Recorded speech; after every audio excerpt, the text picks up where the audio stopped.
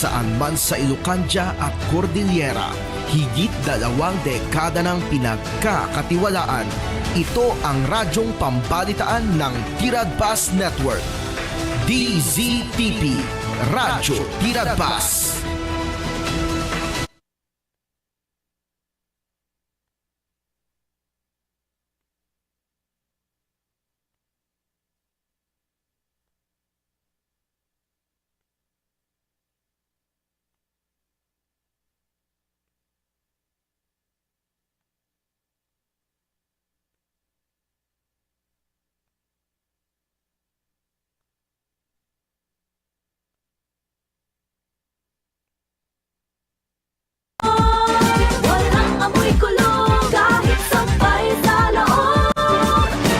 Charm Fabric Conditioner with Bloom Fresh Technology. May antibacterial na at ka-bloom sa bango ang damit. Charm Fab Gone, maka-bloom sa charm. Walang amoy kulong, kahit sampay sa loob. Maka-bloom sa charm. Charm Fabric Conditioner. Manufactured by ACS Manufacturing Corporation. ISO certified. World-class quality. ACS. Santon Plus Herbal Capsule. Ako si Joseph. 5 years na akong Santon Plus Herbal Capsule user. Walang ibang gamot na nakapagpagaling sa aking cirrhosis of the liver, kundi Santon Plus Herbal Capsule lang. The best talaga. Santon Plus Herbal Capsule. Mabibili sa mga butika. Santon Vitamin C. Ang alkaline na vitamin C. Ako si Julie. Lagi ako nagkaka-rashes dahil sa aking allergy. Nang sinubukan ko ang Santon Vitamin C, hindi na ako sinusumpong ng aking mga allergy. Santon Vitamin C. Ang alkaline na vitamin C. Mabibili sa pinakamalapit na butika sa inyong lugar. 65 radio stations nationwide. Mahigit 2,000 radio anchors, commentators, reporters at correspondents nationwide. Hatid naming mga balitang tatak, RMN, balitang pinagkakatiwalaan, mapapakinggan saan mang sulok ng bansa, Luzon, Visayas at Mindanao mula sa Radio Mindanao Network. Ang totoong nationwide network. Number 1. Antabayanan, susunod na ang mas pinalawak at mas pinahaba na pagbabalita mula Luzon, Visayas, Mindanao at worldwide. RMN Network News.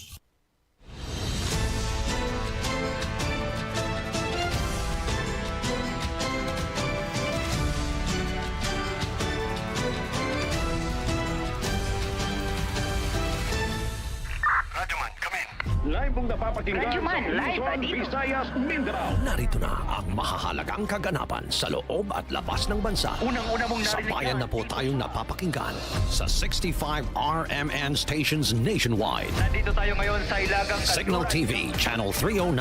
Aris, bigapon kita diri. At sa WRMN, New York, USA. Wala pang ibang reporter dito. Napapanood din tayo sa YouTube at Facebook channel ng RMN Worldwide. Mula po sa RMN Broadcast Studios, Atlanta Center, Manila. Narito ang inyong kasamang tagapagbalita.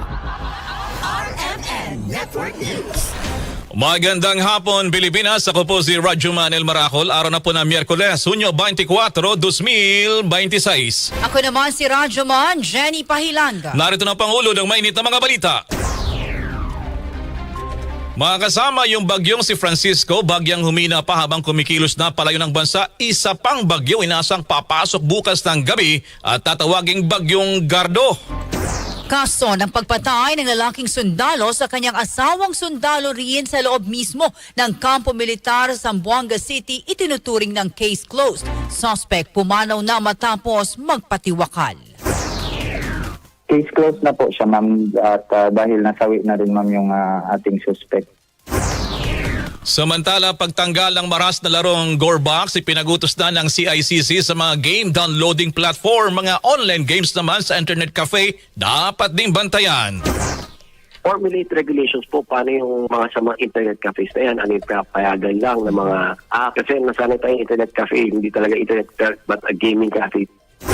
Kaso laban sa mga responsable sa pagkamatay ng dalawang Ateneo athlete, isasampa na sa Biyernes. Pamilya Baterbonia planong umalis na sa Agusan del Sur at manirahan na lamang sa Davao City. Samantala naman, pagbubukas ng kahon na naglalaman ng tax records ni VP Sara Duterte, hiniling ng House Prosecution Team sa Senate Impeachment Court, depensa naman tumangging magbigay ng komento.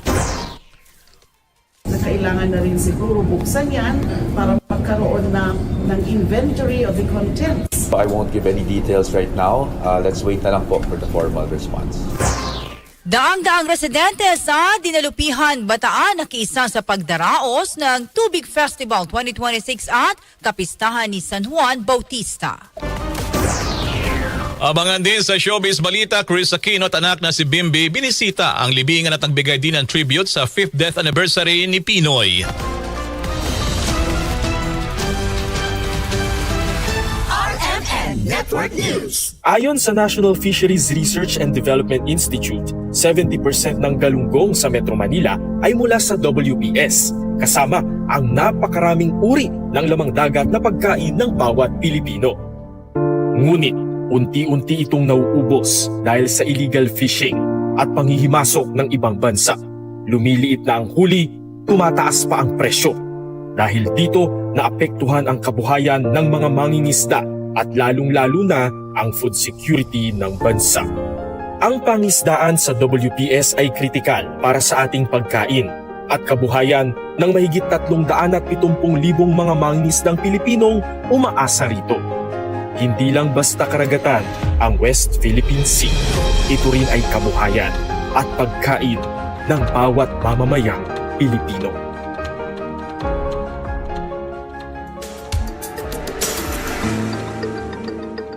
RMN Network News. RMN Tutok Bagyo. Mga kasama, yung bagyo po ay humina pa ang bagyong si Francisco habang kumikilos na to palayo po ng bansa. Hulitong namatan ngayon sa layong 320 kilometers east-northeast ng Itbayat sa Batanes. Taglay pa rin ang lakas ng hangin, aabot na sa 130 kilometers per hour. Malapit po yun sa gitna at merong pagbugsong aabot naman sa 160 kilometers per hour. Sa kabila nito, nakataas pa rin ang Tropical Cyclone Signal number 1 sa Batanes at sa hilagang bahagi ng Cagayan kabilang ng Babuyan Island. Inaasang lalabas to sa teritoryo ng bansa ang bagyong si Francisco sa Huwebes po ng hapon. Samantala mga kasama, patuloy ding binabantayan ng isa pang bagyo na nasa labas ng Philippine Area of Responsibility. Ulitong namataan ang tropical storm na may international name na Higos sa layong 1,975 kilometers east ng Central Luzon. Ayon sa Pag-asa, posibleng pumasok na rin ang bagyong tatawagin namang Gardo bukas po yan ng gabi.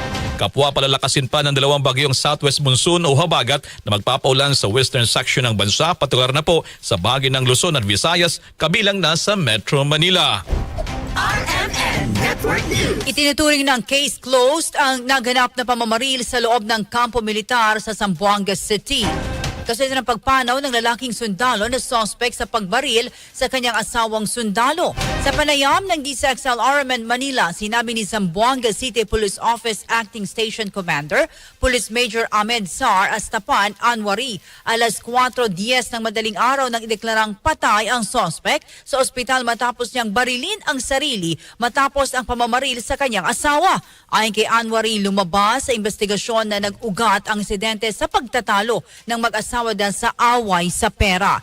4 na basyon ng bala ang na-recover sa crime scene kung saan 3 bala ang tumama sa biktima habang isa sa suspect. Ating suspect at ang ating victim ay nagkaroon ng pag-aaway tungkol sa financial na problema sa utang. Ang suspect natin ay gustong ibenta yung tricycle nila pero yung victim ma'am ay nag-refuse at nag-offer na maglo-loan na lang. So nung pag-loan ng ating victim ma'am, hindi ata sila nagkasundo dahil sa kulang ma'am yung naloan ng victim natin, nagresulta ma'am sa pagpuputok ng husband gamit yung kanyang issued firearm. Nilinaw naman ng pulisya na lalaki lang ang nagpaputok ng baril at walang ibang nasaktan sa insidente. RMN Network News. Sa ibang balita mga kasama, nakikipag-ugnayan na ngayon ang Cybercrime Investigation and Coordinating Center o CICC sa mga game downloading platform online para burahin o tanggalin na ang larong Gorebox. Ayon po dito kay CICC Executive Director Undersecretary Aboy Paraiso, patuloy nilang tinitingnan iba pang laro na may delikadong karahasan para sa mga minor de edad. Kasunod ito ng madugong insidente ng pamaril sa Tacloban City na sangkot ang 2 estudyante. Lumabas sa investigasyon na aktibo pa lang nilalaro ng mga suspect ang gore box na isa sa may tinuturong dahilan kaya naging bihasa sa mararahas na eksena. Effectively ordered all telcos to ban itong box na to, and we wrote already yung Google Play Store para hindi na siya maging available dito sa platform nila to be downloaded. Yung mga telcos na kapag comply yung agad, ito lang sila yung mga download sites natin which is Google Play Store at itong Steam. Hinihintay pa namin at minomonitor namin yung compliance nila. Pinag-aaralan na rin ngayon ng CICC na masigigpitan pa ang regulasyon sa pag-download ng mga laro na may mararas na eksena. Kasabay din ito ang paghigpit sa mga larong pwedeng i-download ng mga internet cafe shop kung saan walang pinipiling edad ang paggamit ng mga computer. I think following yung mga global standards natin, dapat ang nakakapag-download or access lang ng mga laro legitimately is yung mga players mismo. So nakikita natin. Dapat sa mga internet cafes, hindi na rin pinapayagan siguro. And this is what I'll propose kung sakasakaling matuloy po ang hearing is to formulate regulations po paano yung mga sa mga internet cafes na yan. Ano yung pinapayagan lang ng mga apps, ano yung pinapayagan ng mga systems, ano yung pinapayagan na ma-download ng mga kabataan. Kasi nasanay tayong internet cafe, hindi talaga internet but a gaming cafe talaga eh. Mga kasama, yan pa rin si CICC Executive Director Undersecretary Aboy Paraiso sa panayam ng DZXL RMN Manila. Suportado rin naman ni Paraiso ang pag-amyenda sa Juvenile Justice Law o yung pagbaba sa criminal age liability sa 12 anyos. RMN Network News. Philippine National Police makikipagtulungan sa CICC para paigtingin ang pagbabantay sa mga marahas na online games sa mga minor de edad. Detalye ng balitang yan mula kay Radyoman Marjo Domingo. RMN Live Report. Makikipagtulungan ang Philippine National Police sa Cybercrime Investigation and Coordinating Center para paitingin ang pagbabantay sa mga video games at online application na posibleng maglantad sa mga minor de edad sa marahas na mga gawain. Ayon kay PNP Chief General Jose Melech Nartates Jr., ang nasabing hakbang na ito ay kasunod ng posibleng impluensya ng larong gore box sa isang minor de edad na suspect sa pamamaril sa loob ng isang eskwelahan sa Tacloban City. Nagresulta sa pagkasawi ng 3 estudyante at pagkasugat ang 20 iba pa. Aniya, bilang mga tagapagpatupad ng batas, may obligasyon ito na gumawa ng mga hakbang para protektahan ang taong bayan, partikular na ang mga minor de edad mula sa mga nakakabahalang epekto ng online violence. Ang Anti-Cybercrime Group ng PNP ang mangunguna sa pagkipag-ugnayan hindi lamang sa CICC, kundi pati na rin sa iba pang ahensya ng pamahalaan at mga stakeholders, lalo na sa mga sektor ng akademya at mga advocacy group. Ayon kay Nartates, sa mga advocacy groups at iba pang stakeholders ay may mga research at pag-aaral partikular na sa nasabing usapin kung kaya't alam nila ang dapat na mga gawin. Nabatid na naunang nanawagan ng PNP sa mga magulang at guro sa pagbabantay ng paggamit ng social media at mga gadget ng mga minor de edad. Kasama mo sa DZXL RMN Manila, Radyoman Marjo Domingo, Tatak RMN. RMN Network News. Sa kabilang dako naman, aksyon laban sa pagdami ng kabatang nasasangkot sa krimen, hindi dapat iasa lamang sa gobyerno. Ayon po yan sa Malacanang. Ang buong detalye mula kay Radyoman Chanel Salazar. RMN Live Report. Hindi dapat iasa lamang sa gobyerno ang paghubog ng disiplina at tamang asal ng mga kabataan. Ito ang diin ni Communications Undersecretary Claire Castro sa gitna ng panawagang ibaba ang edad ng pananagutang kriminal matapos ang mga krimeng kinasasangkutan ng mga minor de edad. Ayon kay Castro, mas mulat na ang kabataan ngayon kaya may ilan umano nagkakaroon ng lakas ng loob na gumawa ng mali kapag naniniwalang hindi sila mananagot sa batas. Binigyan din niya na nagsisimula sa tahanan ang paggabay sa mga bata sa tulong ng mga magulang, guardian, guro at komunidad. Dagdag pa ni Castro, kailangan ng mas mahigpit na paggabay sa mga kabataan lalo na sa impluwensya ng social media at mararahas na nila namang madaling mapanood online. Hindi lang sa gobyerno dapat magaling, kundi pati sa mga magulang, sa mga guardian, sa mga guro, kung paano natin iuhubog ang ating mga kabataan. Lalong-lalo na ngayon na talagang medyo mararahas yung napapanood natin sa social media. So tulong-tulong po talaga lahat para mas maagapayan natin ang mga kabataan. Si Palas Press Officer Claire Castro. Kasama mo sa DZXL RMN Manila, Radyo Mansional Salazar, Tatak RMN. RMN Network News. Suportado ni Interior Local Government Secretary John Vic Remulla ang pag-amyenda sa Juvenile Justice Law. Ayon sa kalihim personal na nakita nito sa pag-aaral ang depekto sa batas kung saan ginagamit pa ang mga minor de edad bilang mga drug couriers. Alam niya na mga drug dealers ang galawan sa batas kaya minor de edad ang kinukuha dahil hindi ito makakasuhan. Handang makipag-ugnayan si Remulla sa Kongreso sa pag-amyenda sa batas. Juvenile Justice Law kasi ang nakita namin defect sa pag-aaral. Ginagamit ngayon yung mga juveniles as drug couriers para kung mahuli sila, hindi sila pwede charge. So we're going to review with Congress kung pwede i-review yung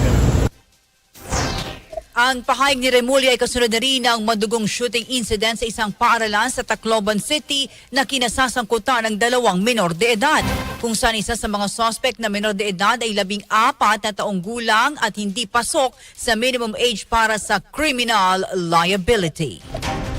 RMN Network News. Samantala naman, handa ang Council for the Welfare of Children na pag-usapan ang mga panawagang ibaba sa 12 anyos ang criminal liability. Kasunod pa rin ito na madugang insidente ng pamaril doon sa loob ng paralan sa Tacloban City na kinasangkutan ng 2 minor de edad. Ayon po dito kay CWC Undersecretary Angelo Tapales, batid nila ang kahalagaan na talakayin ang mga panawagan pagdating sa criminal liability. Pero mahalaga niya na malaman muna ang konteksto ng pangyayari bilang bahagi ng gagawing desisyon.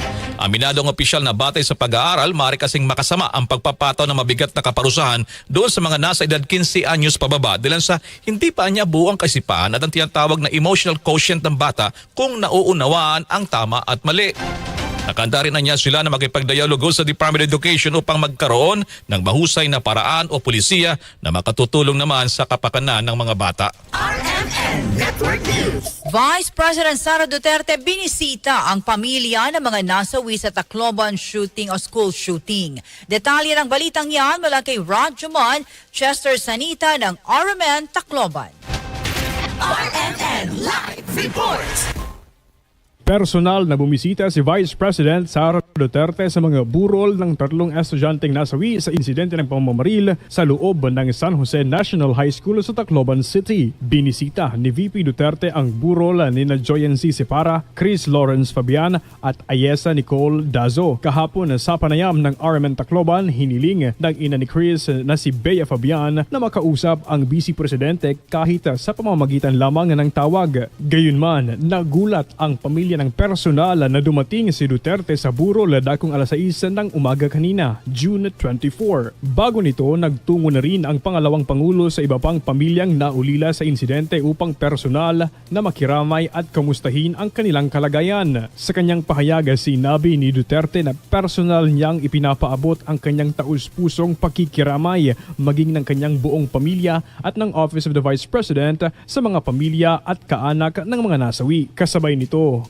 ibinahagi rin ng Vice Presidente ang panawagan ng mga magulang ng mga biktima na mabigyan ng hustisya ang kanilang mga anak at matiyak na hindi na mauulit ang kahalintulad na trahedya sa hinaharap. Nagpapatuloy ang investigasyon ng mga otoridad sa insidente ng pamamaril na ikinasawi nitong 3 estudyante at ikinasugat ng iba pa kung saan ang 15 anyos na suspect ay nakasuhan na ng 3 counts of murder, 3 counts of frustrated murder at multiple counts of serious physical injuries habang ang isa pang 14 anyos naman ay nasa kustudiya ng City Social Welfare and Development Office at walang criminal liability alinsunod sa RA 9344 o Juvenile Justice and Welfare Act of 2006. Kasama mo sa RMN Tacloban, Rajman Chester Sanita, Tatak, RMN. RMN Network News. Sa Nueva Ecija naman, mga kasama ang PNP doon, pinatitibay pa ang presensya ng pulisya sa mga paralan para sa kaligtasan din ng mga mag-aaral. Mula sa RMN Nueva Ecija, may detalye, Rajuman Ace Blanca. RMN Live Report.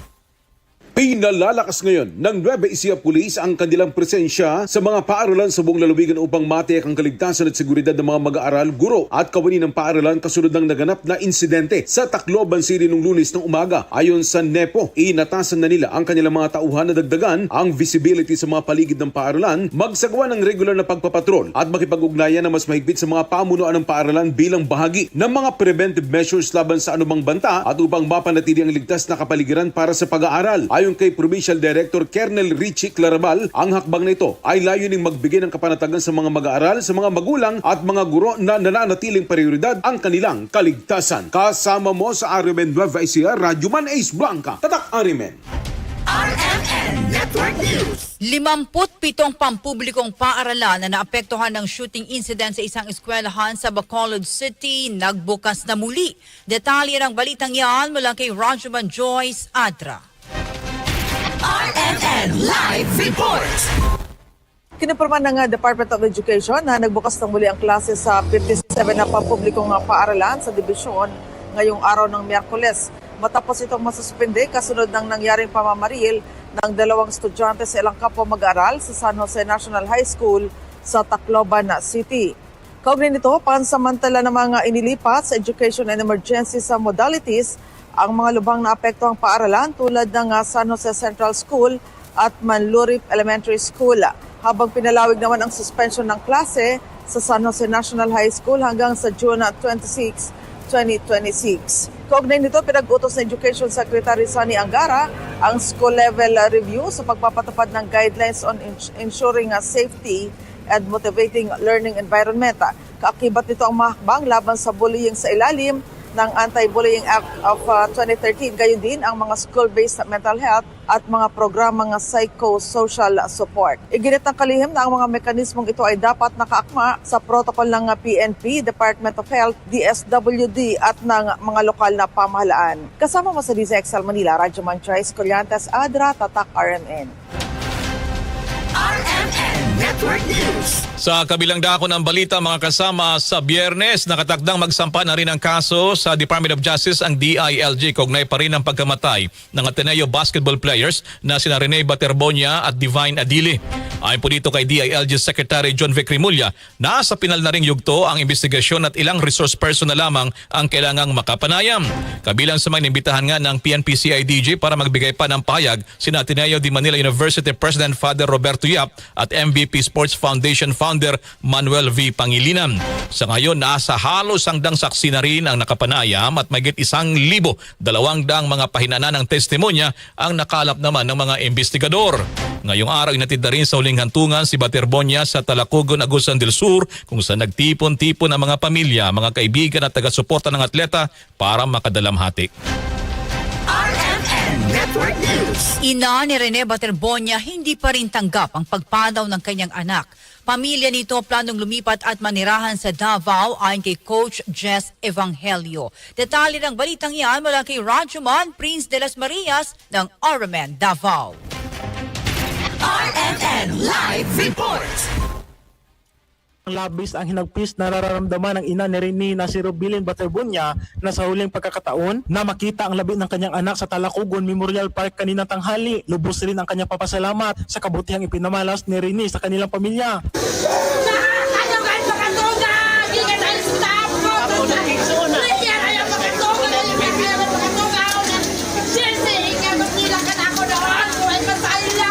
Habang puno naman ng mga luha mula sa pamilya, kaibigan at taga-suporta, ang New Memorial Park Cemetery kaninang tanghali ang inilibing ang labi ng basketballistang si Rene Baterbonia. Plano ng pamilya Baterbonia na lumipat at doon na manirahan sa Davao City. Ayon kay Coach Jess Evangelio, ito ay upang matutukan ang pag-aaral ng iba pang mga kapatid ni Rene Baterbonia. Dagdag pa niya ay tunuring na rin niyang pamilya ang iba pang mga kapatid ni Rene. Anak niya na nalilipat na ng Davao, pagkasiguro sila dahil hopefully nalipat na din ng Davao.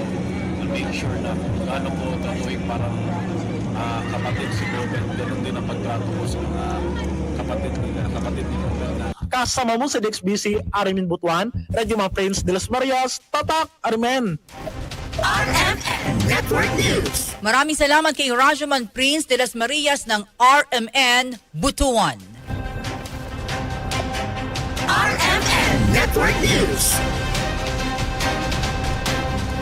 Samantala mga kasama, yung pagiging presiding officer ng Senate Impeachment Court, haka-haka lamang ayon kay Senator Chis Escudero. Detalye mula kay Radyoman Conde Bata. Conde. RMN Live Report. Tinawag nga na haka-haka ni Senator Chis Escudero na siya ang tatayong presiding officer ng Senate Impeachment Court sa halip na si Senate President Sherwin Gatchalian para sa gaganaping impeachment trial ni Vice President Sara Duterte. Sa podcast ni Escudero ay sinabi niya na sa July 6 pa na pagsisimula ng impeachment trial malalaman o pagdedesisyonan kung sino sa mga senador ang magiging presiding officer. Posibleng natutukoy siya na maging presiding officer dahil isa siya sa 5 senador na abogado kabilang sina Senate Minority Leader Alan Peter Cayetano, Senators Kiko Pangilinan, Pia Cayetano at Rodante Marcoleta. Binigyan din ni Escudero na sino man ang maging presiding officer, siya dapat ay parehas at patas sa aktwal man at sa pag-ibig ng publiko. Wala pang ganun pa siya. Pagpapasa niya ng impeachment court pag nagsimula kami sa July 6. Kung ano man ang sinasabi ngayon, lahat yan puro haka-haka pa lamang. Pero siguro nanggagaling yan dito. 5 lamang ang abogado kasi sa Senado eh. Senate President Alan Cayetano, Senator Pia Cayetano, Senator Marcoleta, Senator Kiko Pangilinan, and me. 5 lang kaming abogado out of 24. So siguro yun ang tinitingnan nila na isa doon sa 5 ang angkop, ang bagay na mag-preside. Lalo doon sa sitwasyon na hindi abogado ang Senate President. Bagaman wala namang requirement na dapat abogado ang Senate President. So siguro doon ang gagaling yung mga haka-haka, yung mga proposal, yung mga panukalang ako magpe-preside. Kung matatandaan, nauna namang sinabi ni Senator Ping Lacson na may initial ng kasunduan ang majority bloc na si Escudero ang planong italaga bilang presiding officer ng impeachment court dahil sa pagiging abogado. Kasama mo sa DZXL, RMN Manila, Radyoman Conde Batang, Tatak, RMN. RMN Network News. Pinabubuksan na ng House Prosecution Panel sa Senate Impeachment Court ang selyadong kahon mula sa Bureau of Internal Revenue na naglalaman ng umano'y tax records ni Vice President Sara Duterte. Ang naturang kahon ay isinumite noon ng BIR sa House Committee on Justice na nagpasubpina ng tax records ni Vice President Duterte pero hindi pinabuksan sa Kamara bilang pagtalima sa non-disclosure provisions. Ayon kay mamamayang Liberal Party Representative Laila de Lima, kabilang ito sa mga manifestation na inihain ng prosekusyon habang isinasagawa ang pagmamarka ng mga ebidensyang ihaharap sa impeachment trial. Since we are in the marking of exhibits, this is a proper stage na kailangan na rin siguro buksan yan para magkaroon ng inventory of the contents of that particular BIR box. So, sa tingin namin that will aid also in more efficient and more expeditious conduct of trial kung maibabuksan na rin yan ngayon during the stage ng pre-trial. Hiniling din ng prosecution team na payagang gamitin ang wikang Filipino at English sa pagdinig, magkaroon ng tig-isang public at private prosecutor sa presentasyon ng mga testigo at magbigay ng 3 araw na abiso kung magdadagdag ng testigong wala sa pre-trial briefs. Samantala, tumanggi naman ang magkomento ang defense team sa hiling ng prosecution pero sinabing tutugon sila sa manifestation. Natanggap lang namin kaninang umaga. Hindi ko pa namin nababasa ng talagang malaliman dahil as you know, we were in the marking. No? But masabi ko lang is we will respond. We will formally respond to the manifestation. We'll just wait na lang po for our formal response. But I read the manifestation briefly. I think there are 3 or 4 points that they manifested and are asking for it. We're very reasonable naman sa defense, but siguro I won't give any details right now. Let's wait na lang po for the formal response. Si Defense Panel Spokesperson Attorney Michael Powa. RMN Network News. Sa Kamara mga kasama, Prepaid Load Forever Act isinusulong ng mamayang Liberal Representative Laila de Lima sa Kongreso. Detalye mula kay Radyoman Mike Guyagoy. RMN Live Report. Nais ni mamamayang General Representative Laila de Lima na may forever sa mga prepaid loan ng mga prepaid subscribers. Kasunod na rin ito ng inahin ni de Lima ng House Bill 9903 o Prepaid Loan Forever Act. Sa ilalim ito, pinatatanggal na sa lahat ng public telecommunications entities ang expiration ng prepaid loan credit. Ipabawal na rin ang pagpawi o pagkumpiska sa mga natutulong loan sa aktibong account ng walang sapat at balidong rason. Ayon kay de Lima, hindi makatwiran at lugi ang consumers dahil may expiration date ang prepaid loan na binili nila at sa pagmamayari naman nila. Yet ni de Lima, dapat ipinaprotektahan ng telecom companies ang karapatan ng consumers at huwag nang manamantala pa para lang kumita. Ang panukala ni counterpart version na sa Senado ay sinusulong naman ni Senate President Sherwin Gatchalian. Kasama sa PZL, RMN Manila. Radyo Man, magkuyago sa pa, RMN. RMN Network News. Daan-daang residente sa Dinalupihan, Bataan nakiisa sa pagdaraos ng Tubig Festival 2026 at kapistahan ni San Juan Bautista. Detalye ng balitang yan mula kay Ranchman Mike Sigaral ng RMN Bataan. RMN Live Report. Daang-daang residente at mga bisita ang nakiisa sa pagdiriwang ng Tubig Festival 2026 kasabay ng kapistahan ni San Juan Bautista ngayong Hunyo 24, Miyerkules sa bayan ng Dinalupihan, Bataan. Nagtipon ng mga mamayan sa iba't ibang bahagi ng bayan upang makilahok sa taunang tradisyon bilang pagpupugay sa patron ng bayan. Naging tampok sa pagdiriwang ang tradisyonal na basaan kung saan humigit kumulang 20 o 20 fire trucks ng Bureau of Fire Protection ang ginamit upang wisikan ng tubig ang mga kalahok. Sinabayan ito ng sayawan, kantahan at iba pang aktibidad na nagdulot ng kasiyahan sa mga dumalo. Pinangunahan ni Mayor Tong Santos ng Dinalupihan ang selebrasyon na nagbigay diin sa pananampalataya, pagkakaisa at pagpapalaga sa kultura ng mga Dinalupihenyo. Kasama mo sa Bataan, Radyo Man Mike Sigaral, Tatak, RMN. Ayon sa National Fisheries Research and Development Institute, 70% ng galunggong sa Metro Manila ay mula sa WPS, kasama ang napakaraming uri ng lamang dagat na pagkain ng bawat Pilipino. Ngunit, unti-unti itong nauubos dahil sa illegal fishing at panghihimasok ng ibang bansa. Lumiliit na ang huli, tumataas pa ang presyo. Dahil dito, naapektuhan ang kabuhayan ng mga mangingisda at lalong-lalo na ang food security ng bansa. Ang pangisdaan sa WPS ay kritikal para sa ating pagkain at kabuhayan ng mahigit 370,000 mga mangingisdang Pilipinong umaasa rito. Hindi lang basta karagatan ang West Philippine Sea. Ito rin ay kabuhayan at pagkain ng bawat mamamayang Pilipino.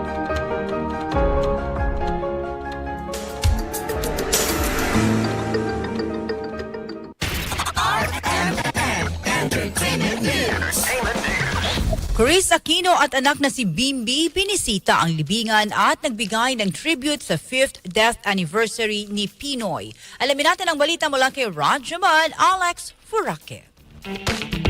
Binisita ni Chris Aquino kasama ang kanyang anak na si Bimbi ang libingan ng dating Pangulong Benigno Noynoy Aquino III sa 5th death anniversary nito ngayong araw, June 24. Sa Instagram, ibinahagi ni Chris ang larawan niya at ni Bimbi na parehong nakasuot ng dilaw na nasa Manila Memorial Park. Sa harap ng libingan, nanalangin si Chris at Bimbi kasabay ng pagbibigay-pugay kay Pinoy. Ayon sa Kinoval Media, kinailangan nilang magtungo ng mas maaga sa sementeryo para maiwasan ang sun exposure na nagtitrigger sa lupus flare. Inamin din ni Chris na sa ngayon ay meron siyang rheumatoid arthritis flare-up dahil sa pabago-bagong panahon. Si Pinoy ay pumanaw sa edad na 61-year-old noong June 24, 2021 dahil sa renal kidney failure. Siyang natatanging anak na lalaki ni Ninoy at Cory Aquino. Yan ang ating entertainment news. Alex Furake, Tatak, RMN.